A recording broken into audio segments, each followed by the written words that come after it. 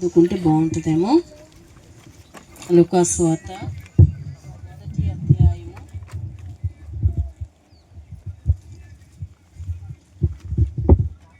37-38 వచనాలు చదువుకుందాం. లూకాసు వార్త 1వ అధ్యాయము 37-38 వచనాలు చదువుకుందాం. అందరం కలిసి చదువుకుందాం. చదువుదాం. దేవుడు చెప్పిన ఏ మాట అయినను నిరర్ధకము కానేరదని ఆమెతో చెప్పాను. అందుకు మరియా, ఇదిగో ప్రభు దాసురాలను, నీ మాట చెప్పిన నాకు జరుగునుగా కానను. అంతటా దూత ఆమె యొద్ద నుండి వెళ్ళాడు.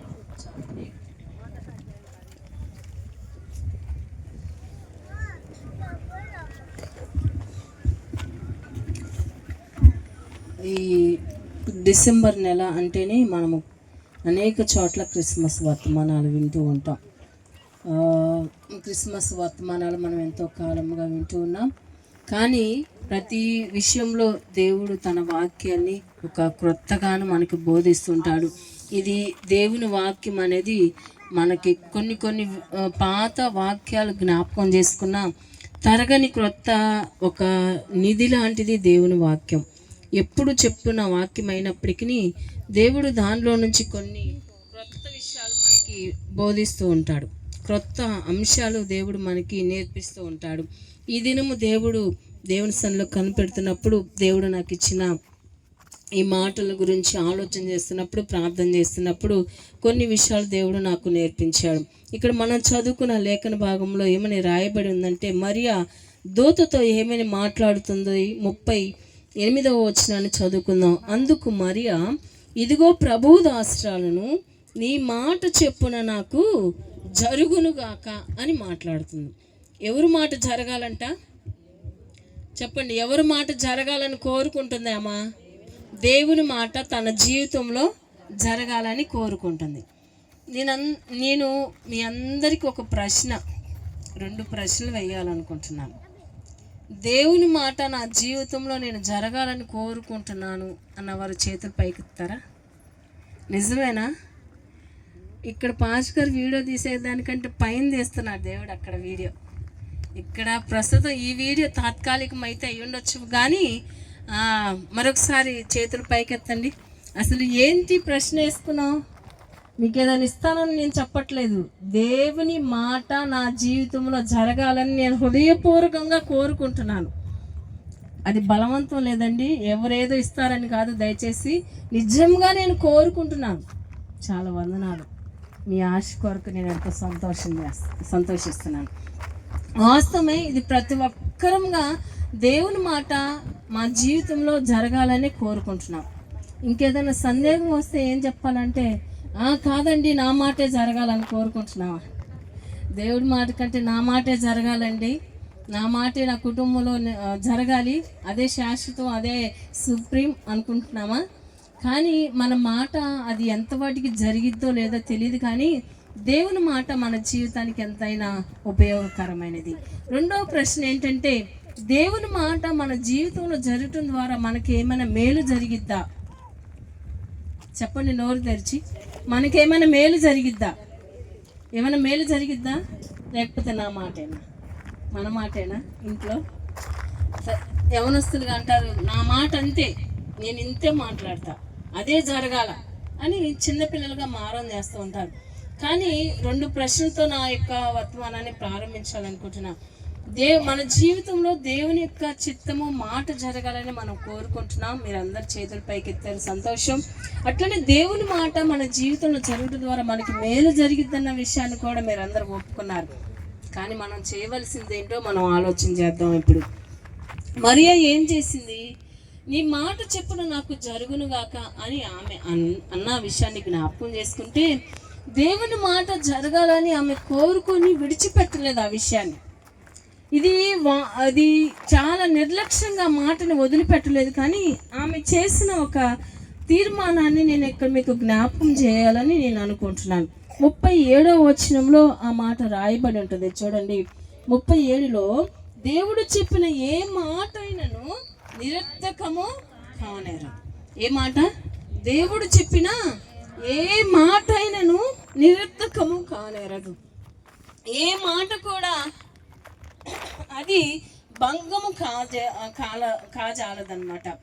దేవుడు చెప్పిన ఏ మాట కూడా అది వ్యర్థమైపోదు. అది ఏ మాట అయినా సరే, అది ఏ విషయంలో అయినా సరే, ఆ మాట ఎప్పుడు కూడా ఏమవదు. వింటున్నారు కదా బాయ్స్? ఆ దేవుడు చెప్పిన ఏ మాట కూడా 37 వచ్చిన చదవండి బాయ్స్, చదవండి. 37 ఏముంది? మత్తయి సువార్త, లూకా సువార్త 1వ అధ్యాయము 37. లూకా సువార్త 1వ అధ్యాయము 37 చదవండి. ఆ మాట ఏమని రాయబడింది? దేవుడు చెప్పిన ఏ మాట అయినను నిరర్ధకము కాదు. ఫస్ట్ ఆఫ్ ఆల్, మరియా దేవుని మాట తన జీవితంలో జరగాలి అంటే ఆమె చేసిన పని ఏంటో మనం తెలుసుకోబోతున్నాం. ఆమె చేసిన పని ఏంటంటే, నిరర్ధకము కాని మాట, అది నా జీవితానికి ఉపయోగపడింది, ఇది నిరర్ధకము కాదు ఈ మాట అని ఆ దేవుని మాటను ఆమె నమ్మింది. ఈ మాట దేవుడు చెప్పాడు కనుక ఇది ఎప్పటికీ నిరర్ధకం కాదు. అంటే ఇది వ్యర్థంగా పోదు. ఈ మాట అది మధ్యలో ఆగిపోయేది కాదు. ఇది కార్యరూపం దాల్చింది. ఈ మాటకి చాలా బరువు ఉన్నది. ఈ మాటకి చాలా బలం ఉన్నది. మనుషులు చెప్పే మాటకి బరువు ఉండొచ్చో, బలం ఉండొచ్చో, లేకపోలే మరి ఉండొచ్చో లేదో తెలియదు, కానీ దేవుని మాటకు మాత్రం చాలా బరువు ఉన్నది, చాలా బలం ఉన్నది. ఇది తీసివేసేది కాదు, నిరర్ధకమయ్యేది కాదు. అందుకే మరియా ఈ మాట అయితే నాకు కావాలి, నిరర్ధకము కాని మాట కనుక దీన్ని నేను నమ్ముతున్నాను. దేవుని మాట జరిగింది కనుక దీన్ని నేను నమ్ముతున్నాను. మనుషుల మాటలు వాళ్ళ మాటలు ఎట్లా ఉంటాయండి? నేల మీద రాసినట్టుగా, ఇంకేంటిది మన సామెత ప్రకారంగా నీళ్ళున్న చోట అంటే కొన్ని మాటలు మనం ఆలోచన చేస్తే చాలా నమ్మదగినవిగా ఉండకపోవచ్చు, అంగీకరించడానికి కూడా మనసు ఉండకపోవచ్చు కొన్ని మాటలు. కానీ దేవుని వాక్యం చెప్తుంది, మరియా ఏమని తెలుసుకుందంటే, ఇది దేవుని మాట, ఇది నిరర్ధకం కాదు, ఇది దేవుని మాట శాశ్వతం అనేది, ఇది జీవము కలిగినది, ఇది సచ్చులేనిది, దీంట్లో అనుమానించడానికి ఆస్కారం లేదు, దీంట్లో సందేహించడానికి ఏమీ లేదు. ఈ మాట నేను నమ్ముతున్నాను. అది ఏ మాట నమ్మింది చూడండి. ఆమె ఏ మాట నమ్మిందో 1వ అధ్యాయంలో దూత ఏం చెప్పింది, ఆమె ఏమి నమ్మిందో ఆ మాట మనం చదువుకున్నాం. మనం తర్వాత వచ్చిన చదువుకున్నట్లయితే 1వ అధ్యాయంలో దూతకి మరియాకి వచ్చిన సంభాషణలో 26 నుండి 36 వరకు ఇక్కడ దూత మరియాకి సంభాషణ జరుగుతున్నది. దూత మరియా దగ్గరకు వచ్చి ఏం చెప్పిందంటే, నువ్వు గర్భవతివి అవుతావు అని చెప్పిన సందర్భంలో మొదట దూత అన్నది, నేను పురుషుని ఎరుగని దాన్ని ఇది ఎలాగూ జరుగును అని అనుమానించింది. కానీ చివరికి ఏమని చెప్పిందంటే, అక్కడ సందర్భాలు మనం చదువుకున్నట్లయితే 37లో దేవుడు చెప్పిన ఏ మాట అయినను నా జీవితంలో నిరర్ధకము కాదు గనుక ఈ మాట నేను నమ్ముతున్నాను, ఈ మాట జరిగిద్ది, నేను పురుషుని ఎరుగని అయినను ఈ మాట జరిగిద్ది, నా జీవితంలో దేవుని మాట నేను జరగాలని నేను కోరుకుంటున్నాను అని ఆమె ఆశపడింది. కనుక మనము కూడా ఏం చేయాలంటే, నిరర్ధకము కాని మాట, దేవుడు మనకిచ్చిన వాగ్దానాన్ని జ్ఞాపకం చేసుకొని, దేవుడు ఏం వాగ్దానం ఇచ్చాడు? దేవుడు తప్పకుండా నేను నడిపిస్తానని వాగ్దానం చేశాడు, నీకు తోడై ఉంటానని వాగ్దానం చేశాడు, నిన్ను విడిపిస్తానని వాగ్దానం చేశాడు, నీకు సహాయకుడిగా ఉంటానని వాగ్దానం చేశాడు, ఆపత్కాలంలో నాకు మొరపెట్టుము, నిన్ను విడిపించదను, నన్ను మహిమపరచదు అని చెప్పాడు, ఆపత్కాలంలో ఆశ్రయంగా ఉంటానని చెప్పాడు, ఎత్తైన కోటగా ఉంటానని చెప్పాడు. ఇది ధైర్యపరిచే మాట, బలము చేకూర్చే మాట. ఈ మాటని మన జీవితంలో విశ్వసించాలి. ఈ మాటని నా జీవితంలో స్వీకరిస్తున్నాను, నాకు దేవుడు సహాయకుడిగా ఉంటాడు, అది ఎట్టి పరిస్థితులైనా సరే దేవుడు చెప్పిన మాట కనుక నేను ఈ విషయాల్లో నమ్మకాన్ని వెళ్ళబుచ్చుతాను, నమ్మకం ఉంచుకుంటాను. ఈ మాటని నేను అపనమ్మకము ఉంచను. కానీ మా అత్త విషయంలో కూడా దేవుడు ఏం చెప్పాడు? మా అత్త, నువ్వు దేవుని నమ్మినట్లయితే దేవుని మహిమను నువ్వు చూస్తావు అని చెప్పాడు ప్రభువారు. కనుక మన దేవుని మాట విషయంలో మనం సందేహాన్ని వెళ్ళబుచ్చకూడదండి. దేవుని మాట అంటే దేవుడే దేవుని మాట. యోహాను సువార్త 1వ అధ్యాయంలో ఏమని రాయబడిందంటే, ఆది యందు వాక్యం ఉండెను, ఆ వాక్యమే దేవుడై ఉండెను, ఆ వాక్యము దేవుని యొద్ద నుండి వచ్చినది. ఈ మాటని నమ్మదగటానికి మనకి మనసు ఉండాలండి. ఈ మాటని నమ్మటానికి మనకి ధైర్యం ఉండాలి. అమ్మో నిజమేనంటారా, ఇది జరిగిద్దంటారా, ఇలా సాధ్యమేనంటారా, దేవుడు సహాయం చేస్తాడంటారా, దేవుడు విడిచిపెట్టడా, దేవుడు కృప చూపిస్తాడా, దేవుడు బలం ఇస్తాడా, దేవుడు ఆదరిస్తాడా, సహాయం చేస్తాడా? కానీ మనకు వచ్చిన కష్టంలో మనకి ఫస్ట్ ఆఫ్ ఆల్ వచ్చేది ఏంటంటే అధైర్యం, నిరాశ వస్తుంది. కొన్ని మన మనసుతో ఆలోచన చేస్తే నమ్మటానికి కూడా ఎటువంటి పరిస్థితులు కానరాని పరిస్థితులు వచ్చినప్పుడు ఈ మాట నేను నమ్మలేనండి. దేవుని వాక్యం చెప్తుంది కానీ దేవుడు సహాయం చేస్తాడని ఉంది, కానీ దేవుని వాక్యం ఇది నమ్మడానికి నాకు ధైర్యం చాలట్లా.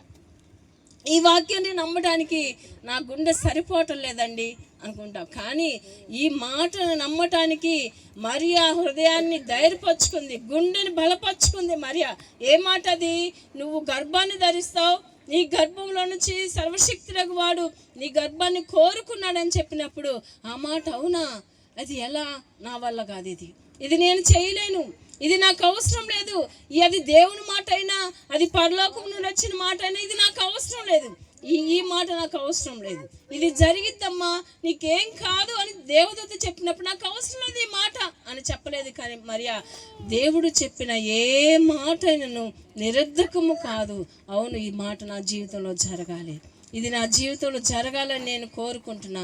దేవుని మాట మన జీవితంలో జరగాలంటే మనం తెలుసుకోవాల్సింది, నమ్మవలసింది ఏంటో తెలుసా, దేవుడు చెప్పిన ఏ మాటను అది నీ జీవితంలో తప్పక నెరవేరుద్దని నమ్మాలి. హల్లెలూయా చెప్పండి ప్రతి ఒక్కరూ.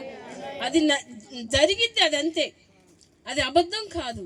వాస్తవంగా ఈరోజు జరగలేకపోయినా, ఆ మాట నెరవేర్పు ఈ సంవత్సరం జరగలేకపోయినా, దేవుడు తప్పక ఆ మాటకి నీ జీవితంలో, నా జీవితంలో నెరవేరుస్తాడు.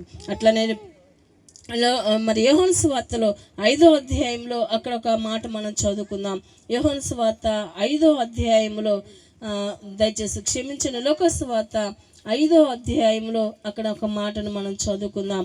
ఇక్కడ ఈ మాట సందర్భంలో ఏమని రాయబడిందంటే, లోకాసు వార్త 5వ అధ్యాయము 5వ వచనం నేను చదువుతున్నాను, మీ బైబిల్ గ్రంథంలో చూడండి. సీమోను ఏలినవాడా, రాత్రంతయు మేము ప్రయాసపడుతుంది కానీ మాకేమీ దొరకలేదు, అయినను నీ మాట చెప్పున వలలు వేత్తమని ఆయనతో చెప్పాను. వారు అలాగూ చేసి విస్తారమైన చేపలు పట్టిరి, అందుచేత వారు వలలు పిగిలిపోవచ్చుండగా. చాలండి, ఇక్కడ రాయబడిన సందర్భంలో దేవుని మాటను వారు ఎలా నమ్మారో మనం చదువుకోబోతున్నాం. దేవుని మాట మన జీవితంలో జరగాలంటే ఆ మాటను నిరర్ధము కాదని నమ్మాలి. ఇట్లా పేతురు కూడా ఇక్కడ చేపలు పట్టడానికి వెళ్ళినప్పుడు అక్కడ ఏం జరిగిందంట సన్నివేశంలో, రాత్రంతా వారు ఏం పెట్టారు చెప్పండి, దయచేసి అందరు చెప్పండి. రాత్రి అంతా వారు చేపలు పడుతూ ఉన్నారు. చేపలు దొరికినాయా? చేపలు దొరికినాయా? మరి పేతురికి చేపలు పట్టడం రాదంటారా? చేపలు పట్టడం తెలియదా పేతురికి? వాళ్ళు చిన్ననాటి నుండి వృత్తి ఏంటి? చేపలు పట్టడమే. చిన్ననాటి నుండి ఆ వృత్తిలోనే పెరిగిన వారు మరి చేపలు ఎందుకు పట్టలేదు? వారికి చేపలు ఎందుకు పడలేదు? అనుభవం లేదా పేతురికి? అనుభవం లేదా? ఉన్నది, అనుభవం ఉన్నది. ఆ వృత్తి విషయమై, ఆ పని విషయమై జ్ఞానం ఉన్నది, ఆ పని విషయమై చేయగలిగిన సామర్థ్యం వాళ్ళకు ఉన్నది. కానీ చేపలు, కానీ ప్రభువారు వచ్చి ఏమన్నాడు, మీ దోణిని కొంచెము లోతుకు నడిపించమన్నప్పుడు అప్పుడు ఏమంటున్నారు, ఆ పేతురు ఏమన్నాడు 5వ వచనంలో, సీమోను ఏలినవాడా, రాత్రంతయు మేము ప్రయాసపడితిమి కానీ మాకేమీ దొరకలేదు, అయినను నీ మాట చెప్పున. ఏం చేస్తున్నాడు? ఎవరి మాట చెప్పున? ఇది జరిగిద్దా అనుకున్నాడా? మాకు తెలుసులే ప్రభు అనుకున్నాడా? అన్నాడా ప్రభు? పేతురు అన్నాడా, నేను జ్ఞానం కలిగిన వాడిని, నేను చేపలు పట్టే అనుభవం నాకు ఉన్నది, ఈ రోజు వచ్చి నీ ధోని కొంచెం లోతుకి నడిపించని చెప్తున్నావు ఏంటి ప్రభువా? నాకేం చేపలు పట్టవు రాదనుకుంటున్నావా? నాకేం తెలియదు అనుకుంటున్నావా? నాకంతా తెలుసు కదా చేపలు పట్టేది, అయినా నువ్వు కొంచెం లోతుకి నడిపించని చెప్తున్నావేంటి? పేతురు ఇక్కడ సందేహించడానికి అవకాశం ఉంది. అవకాశం ఉందా లేదా? ప్రశ్నించడానికి అవకాశం ఉన్నది, ఉందా లేదా? ఎందుకుంది? చేపలు పట్టేవాడు పేతురు, అనుభవం కలిగిన వాడు పేతురు, చిన్ననాటి నుండి ఆ వృత్తిలో పెంచబడిన వాడు పేతురు. కానీ ప్రభు వచ్చి ఏమన్నాడు? మీ ధోని లోతుకు నడిపించి అప్పుడు చేపలు పడతాయి అన్నాడు. కానీ అది నమ్మడానికి కానీ ఆ మాట జరిగించడానికి కానీ పేతురికి ఎన్నో సందేహాలు రావచ్చు. కానీ పేతురు ఏమన్నాడంటే, నీ మాట చెప్పున నేను ధోని కొంచెం ముందుకి లోతుకు నడిపిస్తానయ్యా అన్నాడు. అంటే ఈ మాట ప్రభు వారు చెప్పారు. నా జ్ఞానం ముందు దేవుని మాట పనికిరాదు, నా యొక్క అనుభవం ముందు దేవుని మాట పనికిరాదు, నా యొక్క బలం ముందు దేవుని నా యొక్క అనుభవం ముందు దేవుని మాటే గొప్పది, నా జ్ఞానం కంటే దేవుని మాటే విలువైనది, నా యొక్క బలము కంటే దేవుని మాటే జరిగిద్ది అని ఎప్పుడైతే నమ్మాడో, ఎప్పుడైతే విశ్వసించాడో, దేవుని మాట జరిగిద్ది కనుక నా అనుభవం తీసి పక్కన పెడుతున్నాను, దేవుని మాట జరిగిద్ది కనుక నా జ్ఞానాన్ని తీసి పక్కన పెడుతున్నాను, దేవుని మాట జరిగిద్ది కనుక నా అనుమానాన్ని తీసి పక్కన పెడుతున్నాను. ఇవన్నీ జీరో చేసుకొని, తన వైపు నుండి అంతా జీరో చేసుకొని దేవుని మాట ప్రకారం ధోని ముందుకు నడిపించాడండి. స్తోత్రం చెప్తాం. హల్లెలూయా. జరిగిన విషయం ఏంటి? ధోని లోతుకు నడిపించిన తర్వాత జరిగిన విషయం ఏంటంటే, ఎప్పుడైతే రాత్రంతా ప్రయాసపడి ఒక్క చేప కూడా దొరకలేదు, కానీ దేవుని మాట ప్రకారం ఎప్పుడైతే ధోని ముందుకు నడిపించాడో 2 ధోనులు మునిగినట్లుగా చేపలు విస్తారమైన రాశిని పట్టారండి. హల్లెలూయా. దేవుని మాట వినటం ఎంత శ్రేష్టకరము కదా. గొప్ప ఆశీర్వాదాలను దేవుడు మన ముందుంచుతాడండి. మన జ్ఞానము, మన అనుభవము, మన తెలివితేటలు, మన నమ్మకము, అతి నమ్మకము, అతి భరోసా, ఇవన్నీ మనల్ని ఒకనాడు జీరో చేస్తాయి, ఒకనాడు తెలివి లేనివిగా చేస్తాయి, ఒకనాడు మన అనుమానాలు కూడా అవి జీరోగా చేస్తాయి. కానీ దేవుని మాట మన జీవితంలో జరగాలని ఏ మాట అయినా సరే, దేవుడిచ్చిన బైబిల్లో రాయబడిన ఏ మాట అయినా సరే మన జీవితంలో జరగాలని కోరుకుంటే, అది ఈ రోజు కాకపోయినా, రేపు కాకపోయినా, ఎల్లుండి కాకపోయినా నిరాశపడవద్దు, భయపడవద్దు, అధైర్యపడవద్దు. ఈ సంవత్సరం చివరిలో ఎబినేజర్ సంఘంలో ప్రతి ఒక్కరికి దేవుడు చెప్తున్న మాట ఏంటంటే, దేవుడు చెప్పిన ఏ మాటను నిరర్థము కాదు. హల్లెలూయా. దేవుడు చెప్పిన ఏ మాటను మన జీవితంలో జరిగి తీరుతుంది. ఎందుకంటే దేవుడు దేవుడి సన్నిధిలో జరుగుతున్న విజ్ఞాపనలను బట్టి మనము ప్రభువుని ఆరాధించాలి. నా కొరకు దేవుని సంఘం ఎంతో విజ్ఞాపన చేస్తుంది, నా కొరకు దేవుని యొక్క సంఘంలో ప్రతి సభ్యులు ఎంతో విజ్ఞాపన చేస్తున్నారు. దేవుని మాట మా కుటుంబంలో జరిగితే అది నిరర్థకము కాదు. దాని విషయంలో దాని విషయంలో అపనమ్మకం పెట్టుకోవాల్సిన అవసరం లేదు, దాని విషయంలో దిగులు పడవలసిన అవసరం లేదు. దేవుని మాట నా జీవితంలో జరిగి తీరుతుంది. అది వాగ్దానం చేసిన వాడు నమ్మదగిన వాడు ఆయన. అది పరిస్థితులు అసాధారణంగా ఉండవచ్చు, పరిస్థితులు అనుకూలంగా లేకపోవచ్చు, పరిస్థితులు వినటానికి గ్రహించడానికి, ఆలోచించడానికి, చూడటానికి వ్యంగ్యంగా ఉండవచ్చు, నిరాశపరచడానికి చాలా పరిస్థితులు మనకి ఎదురుగా కనిపిస్తూ ఉండవచ్చు. కానీ వాటన్నిటికీ మించినది దేవుని మాట గొప్పది. అందుకే మరియ అనుకున్నది, ఈ మాట నా జీవితంలో జరగాలి, ఇది నిరర్ధకము కాదు. చెప్పినవాడు దేవుడు, నెరవేర్చేవాడు దేవుడు, కొనసాగించేది దేవుడు, బలపరిచేది దేవుడు, చేయవాడు ఆయన మాట నాకు కావాలి. ఇది మన జీవితంలో కోరుకోవాలండి. దేవుని మాట కావాలి. మన మాట చల్లకపోతే మన ఇంట్లో ఎంత బాధ ఉంటుందండి. ఒక స్త్రీగా నేను చెప్తుంటాను, నా మాట చల్లదు లేదనుకోండి, ధైర్యం ఒక మాట ఒప్పుకుందాం, బాధగా ఉండదా? కొంచెం కోపంగా ఉండదా? అరే నా మాట వినలేదే, జరగలేదే, నా మాటకి విలువ లేదే అని కొంచెం బాధగా ఉంటుందా లేదా? బాధగా ఉంటుంది కదండి. కానీ పేతురు కూడా అదే అనుకున్నాడు. నా మాట కాదని ఆయన ఏం చెప్పాడు? ఆయన ఇంకో కొత్తడు చెప్పాడే, ధోని లోతుకు నడిపించమన్నాడే. ఇప్పుడు అసలు ఒక మాట మనం వాస్తవం చెప్పుకోవాలంటే, దేవుని మాట జరగాలంటే మన స్వార్థాన్ని తీసి పక్కన పెట్టాలి, మన అనుభవాన్ని తీసి పక్కన పెట్టాలి. అప్పుడే దేవుని మాట జరిగిద్ది. నమ్ముతారా? ఇది నిజమేనంటారా? ఏంటి మాట్లాడట్లేదు, నిజమేనంటారా? మరియా అనుకుంది, మీరైతే చెప్తారు కానీ అసలు కన్యకగా నేను ఎలా గర్భాన్ని మోయగలను? ఎలా చెప్తున్నావు దూత? ఇది దేవుడు నీకు ఎలా చెప్పి పంపించాడు నాకు చెప్పమని? కన్యకగా నేను ఎలా గర్భాన్ని మోయాలి? పరలోకంలో బాగానే ఉంటుంది, కానీ భూలోకంలో జీవించి నాకు తెలిసింది దాని యొక్క బాధ ఏందో. అవునంటారా? భూలోకంలో జీవించి నాకు తెలిసింది ఆ యొక్క అవమాన భారం మీద నాకు తెలిసింది. పరలోకం నుండి దూత నీకు చెప్పంగానే నువ్వు నాకు చెప్పడం ఏంటి? అసలు అది ఏంటి? నమ్మశక్యంగా ఉందా ఈ మాట చెప్పడానికి నీకు? దేవుడు ఒకరు చెప్పి పంపించాడనుకో, నువ్వైనా నాకు ఎలా చెప్తున్నావు, కన్యక నేను ఎలా గర్భాన్ని ధరించగలను? అయినా సరే అది దేవుని మాట, అది నా జీవితంలో జరిగింది. పేతురు కూడా అనుకున్నాడు, దేవుడా నువ్వు చెప్పావు, నీ మాట చెప్పున నేను వలలు వేస్తున్నానయ్యా, నీ మాట నా జీవితంలో జరగాలి, నీ మాట జరగాలి. అక్కడ జరిగిన తర్వాత 2 దోణులు మునుగునట్లుగా చేశాడు. చూడండి, గొప్ప సంగతి ఏంటంటే దేవుని మాట నిరర్ధం కాదని ఆమె నమ్మింది. రెండోదిగా అక్కడ మనం చదువుకోబోతున్నాం. లోకాసు వార్త 1వ అధ్యాయంలోనికి మనం వెళ్ళినట్లయితే రెండోదిగా ఆమె ఏం చేసిందో చూద్దాం. చూడండి, లోకాసు వార్త 1వ అధ్యాయంలో ఆ మాట మనం చదువుకున్నాము. 35లో ఏమని రాయబడి ఉందంటే 34లో, అందుకు మరియా నేను పురుషుని ఎరుగని దానిని, ఇది ఎలాగూ జరుగును అని చెప్పింది. దూతతో సందేహాన్ని వ్యక్తపరిచినప్పుడు 35లో ఏమని రాయబడిందంటే 35లో, దూత పరిశుద్ధాత్మ నీ మీదకి వచ్చును, సర్వశక్తి నిన్ను కమ్ముకొను గనుక పొట్టబోసి శిష్యుడు పరిశుద్ధుడై ఉండునని, ఆ పరిశుద్ధుడై దేవుని కుమారుడు అనబడును అని చెప్పింది. ఇక్కడ రెండోదిగా మనం ఏం తెలుసుకోవచ్చు అంటే, మొట్టమొదటిగా దేవుని మాట నిరర్ధకము కాదని గ్రహించింది. రెండోదిగా దేవుని మాట నా జీవితంలో జరగటానికి నన్ను నేను అప్పగించుకుంటున్నా దేవునికి.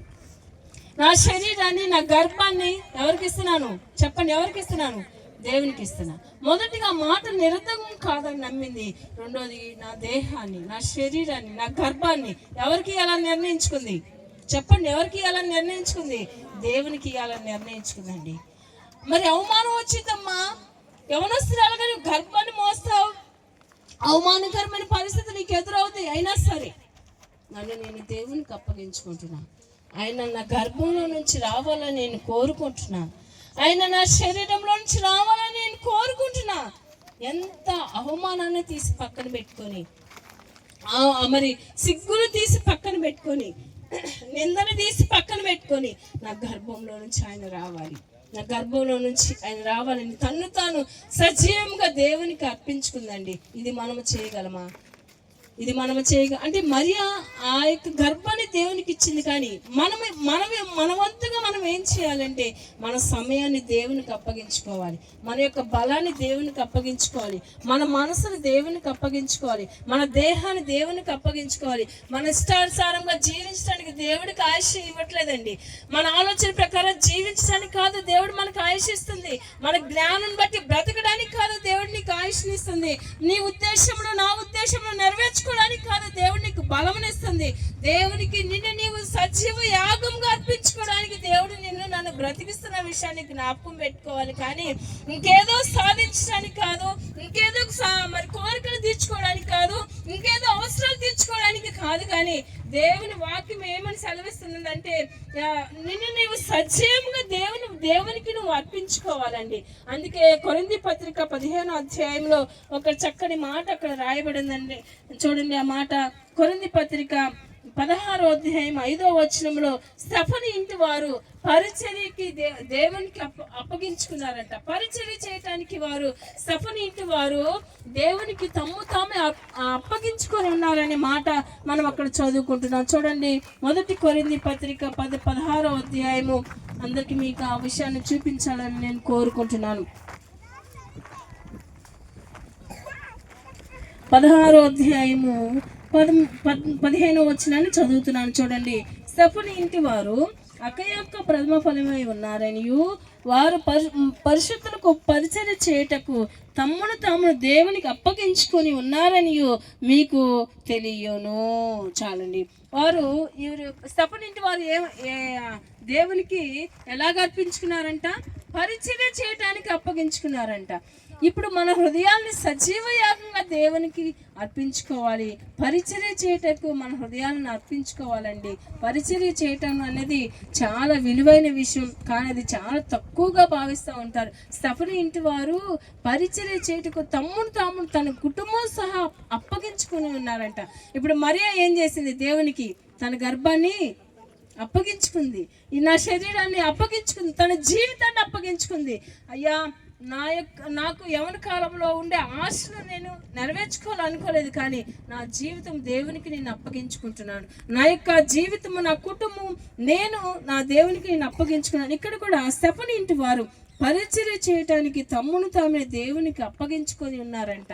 ఇది ఎంత విలువైన విషయం.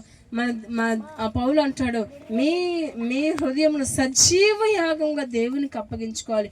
అసలు మనం ప్రార్థన చేయటానికే మన మనసు అంగీకరించదు. కొన్ని చేద్దాంలే, ప్రార్థనకు రావడానికి కొన్నిసార్లు మన మనసుకి మనకి ఎంతో పోరాటం జరుగుతూ ఉంటుంది. వాస్తవేనంటారా? మన మనసు బలహీన పడుతూ ఉంటుంది, మన శరీరం బలహీన పడుతూ ఉంటుంది.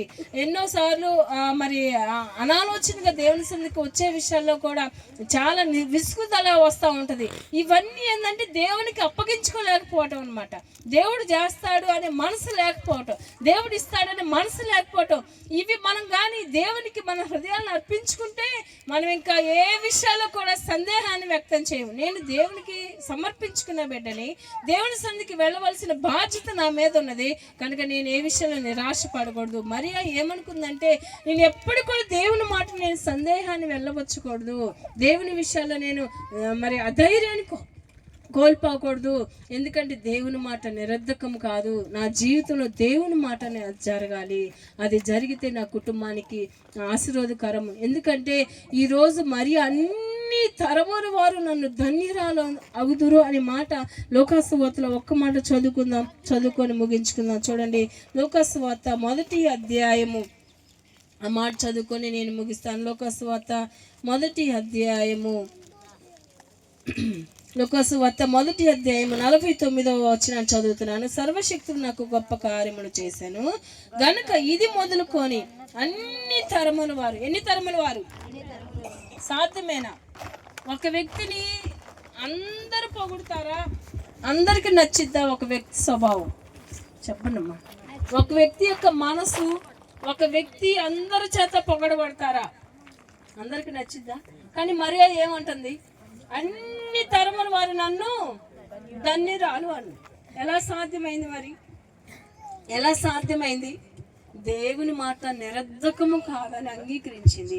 రెండోదిగా తన గర్భం, తన శరీరము, తన యొక్క జీవితమే ప్రభువు కల్పించింది కనుక ఆమె నేటికి మరియా తల్లిగా అనేక స్థలాల్లో మనం ఈరోజు కూడా చెప్పుకోవడానికి, కొనియాడదగటానికి, మనం ఆమె విషయంలో నుంచి కొన్ని సత్యాలు నేర్చుకోవడానికి ప్రభు వారు ఈరోజు మరియాని మన ముందుంచి, చూడండి మరియా ఎలా దేవునికి తను అర్పించుకుందో, దేవుడికి తన జీవితంలో స్థానాన్ని ఎలా ఇచ్చిందో, మాట జరగాలని కోరుకుందో.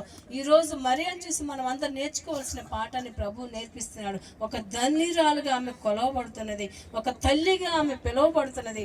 నేటికి మనము కూడా మన జీవితాల్లో దేవుని మాట జరిగితే గొప్ప దీవెన ఆశీర్వాదాలు మనము మన కుటుంబాలు అనుభవించుదాము గాక. అందరు కళ్ళు మూసుకొని మా గురించి ప్రార్థన చేసుకుందాం. దయచేసి అందరు కళ్ళు మూసుకొని మరియా వలె నా జీవితాన్ని నీకు సమర్పించుకుంటున్నానయ్యా. ఆ రోజు ఆమె కనుక ఇది నాకు కుదరదు, ఇది నా వల్ల కాదు, ఇది నేను చెయ్యలేను, ఈ అవమాన భారాన్ని నేను భరించలేనని ఆమె పక్కకు తప్పుకొని ఉన్నట్లయితే ప్రభా నీవు నీ జన్మ సార్థకమయ్యేది కాదు నాయన. మరియాని వాడుకోవటానికి ఆమె పిలిచినప్పుడు ఆమె ఉపయోగపడిందయ్యా, నీకు ఉపయోగకరంగా ఆమె ఉన్నది ప్రభా. అందరు దయచేసి మోకాళ్ళ మీదకి రండి, ప్రభువుని ప్రార్థన చేసుకుందాం, ప్రభువుని ఆరాధించుకుందాం. అయ్యా నీకు కొందనాలయ్యా. మరియా పరిచర్య చేయటానికి తమను తాము అప్పగించుకొని ఉన్నారు. మరియా యేసు ప్రభువుని గర్భం దాల్చడానికి ఆమె అప్పగించుకుంది. ఇదిగో ప్రభువు దాసురాలను, నీ మాట చొప్పున నాకు జరుగునుగా. కానీ ఆమె మరి తన జీవితంలో ప్రభువు మాట జరగటానికి ఒప్పుకుంది. తన జీవితంలో ప్రభువు సంకల్పం నెరవేరటానికి ఒప్పుకుంది. మరియ తన జీవితంలో ప్రభువు చిత్తము జరగటానికి ఒప్పుకుంది. మరియ తన జీవితంలో మరి యెహోవా దేవుని యొక్క ఉద్దేశం నెరవేరటానికి ఒప్పుకుంది. అమ్మా బాబు, ప్రియమైన స్త్రీ పురుషులారా, యువకులారా, యవనస్తులారా, మీ జీవితంలో ఎవరి సంకల్పము జరగాలని మీరు అనుకుంటూ ఉన్నారు? నీ జీవితంలో నీ ఇష్టం జరగాలనుకుంటున్నావా? నీ జీవితంలో దేవుని ఇష్టం జరగాలని చెప్పి అనుకుంటున్నావా? ఎవరి డెసిషన్, ఒక తీర్మానం చేసుకో. ఆనాడు మరి గనుక ప్రభు సంకల్పానికి ఆమె తను లోబర్చుకోకపోయినట్లయితే ఈనాడు ఆమె ప్రపంచ ప్రజల చేత కొనియాడబడి ఉండేది కాదు. ఆనాడు మరియ తల్లి తీసుకున్న తీర్మానం ఎంత గొప్పది, ఆనాడు మరియ తల్లి చేసినటువంటి తీర్మానం ఎంత విలువైనది. మరియ తల్లి చెప్పింది, ఇదిగో ప్రభు దాసురాలను, నీ మాట చొప్పున నాకు జరుగునుగా కానీ ఒప్పుకుంది. ఆ రీతిగా ప్రభు మాటని నీ జీవితంలో జరగటానికి లోబర్చుకుని జీవితాన్ని స్టెఫను ఇంటి వారు పరిచర్య చేయటానికి తమను తాము అప్పగించుకొని ఉన్నారు. స్టెఫను ఇంటి వారు పరిచర్య చేయటానికి తమను తాము అప్పగించుకొని ఉన్నారు. ప్రియమైన స్త్రీ పురుషులారా, మీ హృదయాలు తెరిచి, మీ నోరు తెరిచి ప్రభు సన్నిధిలో ప్రార్థన చేసుకోండి. ప్రభువా, నాకు సహాయం చేయండి. నా జీవితంలో నా ఇష్టము కాదు, నా కుటుంబంలో నా సంకల్పము కాదు, నా జీవితంలో ప్రభువా మీ ఇష్టం జరగాలి, నా కుటుంబంలో ప్రభువా మీ సంకల్పం జరగాలి. యవనస్తులు ప్రార్థన చేసుకోండి. అయ్యా బాబు, పిల్లలు ప్రార్థన చేసుకోండి. మీకే చెప్పేది. అయ్యా కళ్ళు మూసుకోండి బాబు, పిల్లలు ప్రార్థన చేసుకోండి. అటు ఇటు తిరగొద్దు అయ్యా, ఎవరు కూడా అటు ఇటు తిరగకూడదు. దయచేసి ప్రార్థన చేసుకోండి. Please pray for you. మీ కొరకు మీరు ప్రార్థన చేసుకోండి. మీ రెండు హస్తములు ఆకాశం వైపు చాపి, మీ రెండు చేతులు ఆకాశం తట్టు చాపి, ప్రభువా నా చేతులు పట్టుకోండి నాయనా. పేతురు కూడా తన జీవితంలో ఇప్పుడు మరి రాత్రంతయు ప్రయాసపడితే కానీ ఏలినవాడా, ఆయనలో నీ మాట చెప్పున వలలు వేత్తమని చెప్పి వరాలాగు చేసి విస్తారమైన చేపలు పట్టిన దేవుని వాక్యములు నేర్చుకొని ఉన్నాం. ప్రభువు మాట చెప్పున చేయటంలో ఉన్న ఆశీర్వాదం, ప్రభువు మాట చెప్పున చేయటానికి అప్పగించుకున్న పేతురు జీవితంలో దొరికిన ఆశీర్వాదం, ప్రభువు మాట చెప్పున చేయటానికి అప్పగించుకున్న పేతురు జీవితంలో జరిగిన గొప్ప కార్యం ఎంత విలువైనది. అయ్యా నాకు సహాయం చేయండి. నా చేతులను పట్టుకోండి నాయనా, నా హస్తాలు పట్టుకోండి అయ్యా, నా చేతులను పట్టుకోండి అయ్యా, నా హస్తాలు పట్టుకోండి నాయన అని చెప్పి అందరూ నోరు తెరిచి, మీ హృదయాలు తెరచి ప్రార్థన చేసుకోండి. ప్రభువా మీకు స్తోత్రములైనా, పరిశుద్ధుడు అయిన తండ్రి మీకు కృతజ్ఞతలు అయా చెల్లిస్తూ ఉన్నాను. ప్రభువా మీకు వందనంలయ్యా, ప్రభువా మీకు వందనంలయ్యా. అయ్యా మీకు స్తోత్రాలు చెల్లిస్తూ ఉన్నాను. ప్రభువా మీకు కృతజ్ఞతలు చెల్లిస్తూ ఉన్నాను. ఆ రీతిగా ప్రార్థన చేసుకోండి, ఆ రీతిగా ప్రభువును వేడుకోండి, ప్రభువును అడగండి. Asking to God, asking to God. ప్రభువును అడగండి, ప్రభువును అడగండి. ప్రభువా నా కుటుంబంలో మరి మీ ఉద్దేశమే జరగాలి. ప్రభువా నా పిల్లల యొడల మీ ఉద్దేశమే నెరవేర్చబడాలి. ప్రభువా నా జీవితంలో మీ సంకల్పమే జరగాలయ్యా. మీ చిత్తానికి వేరుగా మరేమీ జరగకూడదయ్యా. ఆనాడు చాలా మంది కన్యల ప్రపంచంలో ఉన్నాం. ఒక మరియను మాత్రమే మీరు వరించారు, మరియ మాత్రమే మీకు అప్పగించుకోగలిగింది. మరియా అయ్యా కృపకు పాత్రురాలు కాగలిగింది. ఇదిగో ప్రభువు దాసురాలను, ప్రభువు మాట చెప్పున నాకు జరుగునుగా కానీ మరి ఆమె అంగీకరించింది, ఒప్పుకుంది. అలాగూ ప్రభు మాట చెప్పున జరగటానికి ఒప్పుకో. అలాగే స్టెఫన్ ఇంటి వారు పరిచర్య చేయడానికి అప్పగించుకొని ఉన్నారు. పరిచర్య చేయడానికి అప్పగించుకో. ప్రభు పనిలో, ప్రభు యొక్క సేవలో పరిచర్య చేయడానికి అప్పగించుకో. మరి దేవుని పనిలో నీవు ఏ పరిచర్య చేసినా అది పరలోకంలో నీకు ప్రతిఫలం మరి ప్రభు అనుగ్రహిస్తాడు. భూలోకంలో మాత్రమే కాదు, భూలోకంలో ప్రభు ప్రతిఫలం ఇస్తాడు. అలాగే పరలోకంలో కూడా ప్రభు నీకు ప్రతిఫలం అనుగ్రహించేవాడు. దేవా మీకు స్తోత్రములు, ప్రభువా మీకు స్తోత్రములయ్యా. పరిశుద్ధమైన స్వామి మీకు వందనములు చెల్లిస్తూ ఉన్నాను. అడుగుడి మీకు ఇయ్యబడును, వెదకుడి మీకు దొరుకును, తటుడి మీకు తీయబడునని చెప్పినటువంటి ఆ ప్రభు యొక్క నామమును బట్టి ప్రార్థన చేసుకోండి. నోరు తెరిచి ప్రభువుని అడుగుదాం. Asking to God. ప్రభువుని అడగండి, ప్రభువుని అడగండి. ప్రభు మీకు సహాయం చేయడానికి ఇష్టపడుతూ ఉన్నాడు. ప్రభు మిమ్మల్ని కరుణించడానికి ఇష్టపడుతూ ఉన్నాడు. దయచేసి ప్రార్థన చేసుకోండి. ఇది మీ సమయం, ఇది మీ సమయం, ఇది మీ అద్భుత సమయం. నీ జీవితంలో ప్రభు అద్భుతం జరిగించే సమయం, నీ కుటుంబంలో ప్రభు అద్భుతం చేసే సమయం. మరియు వలె ప్రభు చిత్తానికి లోబర్చుకుందాం, మరియు వలె ప్రభు సంకల్పానికి మనల్ని మనం అప్పగించుకుందాం. స్టెఫన్ ఇంటి వారి వలె పరిచర్య చేయడానికి అప్పగించుకుందాం, పరిచర్య చేయడానికి లోబర్చుకుందాం. దయచేసి ప్రార్థన చేసుకోండి.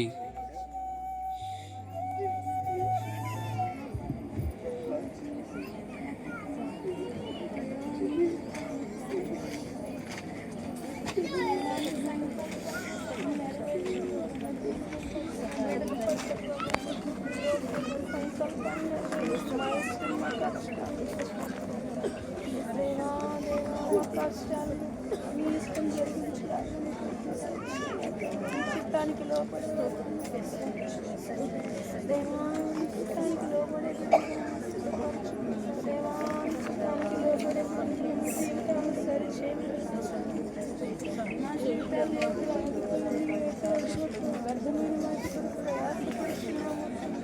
అయా వాటన్నిటి నుంచి మాలో ఉన్న వ్యర్థాన్ని తగ్గించి వ్యర్థమైన పనుల కొరకు మేము ప్రయాసపడుతున్నాము. గ్రహించుకోవాలని ఆశపడుతున్నాము. మా నీ పాదముల చెంత చేరి నీ చిత్తంబునే నెరుగా నేర్పు. నీ హృదయ భారంబులొసగి ప్రార్థించి పని చేయనిమ్ము. నీ పాదముల చెంత చేరి నీ చిత్తంబునే నెరుగా నేర్పు. నీ హృదయ భారంబులొసగి ప్రార్థించి పని చేయనిమ్ము. ఆగిపోక సాగిపోవు ప్రియసుతునిగా పని చేయనిమ్ము. ప్రతి చోటని సాక్షిగా ప్రభువా నన్నుండనిమ్మయ్యా. ఆగిపోక సాగిపోవు ప్రియసుతునిగా పని చేయనిమ్ము. ప్రతి చోటని సాక్షిగా ప్రభువా నన్నుండనిమ్మయ్యా. ఇదిగో దేవా నా జీవితం ఆపాదమస్తకం నీకంకితం. ఇదిగో దేవా నా జీవితం ఆపాదమస్తకం నీకంకితం. శరణం నీ శరణం శరణో నీ శరణం.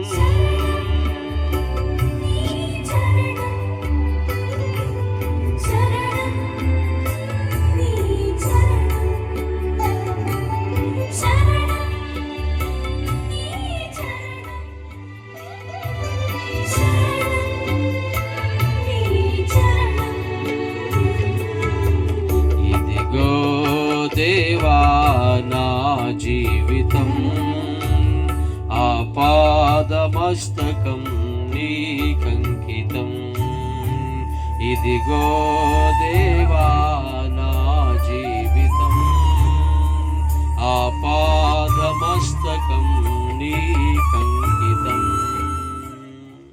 ఆ రీతిగా ప్రభువుకి మన జీవితాన్ని సమర్పించుకుందాం.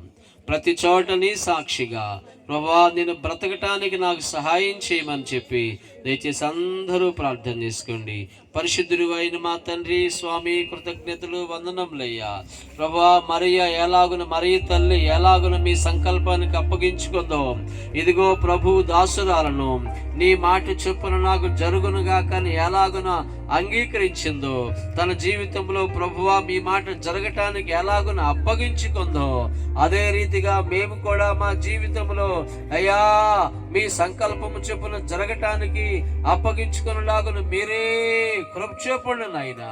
ఈనాడు అన్ని తరములకు ఆమె ధన్యురాలు కాగలిగింది. మా తరములో ఉన్న ప్రజలకైనా మేము ధన్యులము కావటానికి సహాయం చేయండి. మా కుటుంబములో మేము ధన్య చరిత్రలుగా చేయండి. మా ప్రాంతంలో మా పట్టణములో మమ్మల్ని ధన్యులుగా చేయండి. సంఘములో మమ్మల్ని ధన్యులుగా చేయండి అయ్యా. ప్రభువా మీరు సిద్ధపరచండి నాయనా. అయ్యా మీరు సిద్ధపరచమని ప్రార్థన చేస్తూ ఉన్నాను. అలాగే స్టెఫను ఇంటి వారు పరిచర్య చేయడానికి తమను తాము అప్పగించుకొని ఉన్నారు. స్టెఫను ఇంటి వారు పరిచర్య చేయడానికి తమను తాము అప్పగించుకొని ఉన్నారు. అలాగని మేము అప్పగించుకుంటానికి కృప చూపండి. ఎందరైతే సందేశముని విని కన్నీళ్లతో మీ పాదాల చెంత మొరపెడుతూ ఉన్నారు అట్టి వారికి అందరికీ సహాయం చేయి స్వామి. యేసుక్రీస్తు పరిశుద్ధ నామమును బట్టి కృతజ్ఞతలు అర్పించి వేడుకొనుచు ప్రార్థించుచు ఉన్నాను మా పరమ తండ్రి. ఆమేన్. ఆమేన్.